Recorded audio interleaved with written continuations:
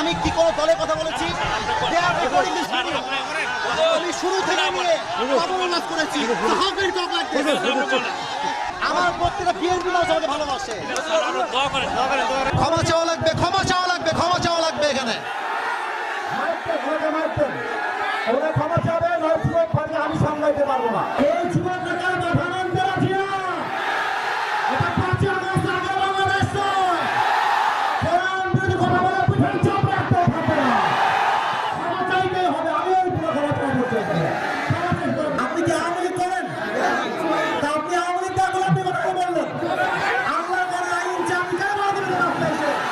আপনি সাহস কে দিয়েছে আপনাকে? আপনি যুবকদের জেলে আপনি যুবকদেরকে আশ্চর্য কথা বগুড়ার মাঝে এইটা একটা উল্টো বললে বাবার নাম ধরে দিব আমরা একেবারে। আমার ব্যাকগ্রাউন্ড চেক করবেন আপনি। You have to check my background first, then you can comment on myself.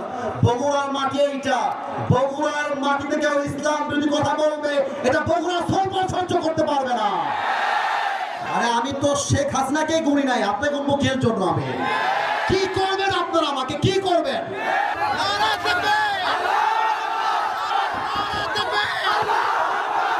আজ থেকে কেউ যদি বাধা দেয়, তোমরা আমার বাংলার যুবক ভাইরা ওদের বাবার নাম ভুলা দিবে।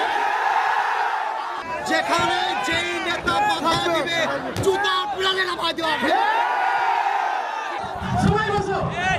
আমি কি কোনো দলের নাম বলেছিলাম? কাউকে গালি দিয়েছিলাম? দাঁড়ান দাঁড়ান দাঁড়ান, আমার ভূমিকার কথা শুরু হয়েছিল 3.5 হাত মাটির কবর দিয়ে। যুবক ভালো বলো, আমি এতগুলো আয়াত বললাম।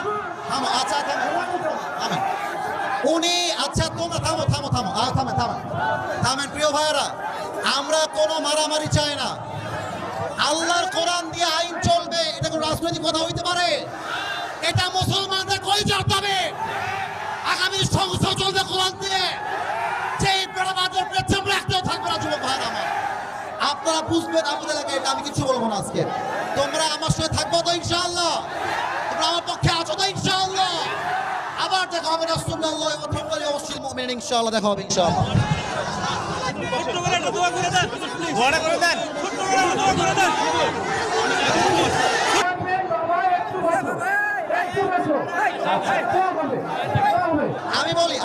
আমি বলি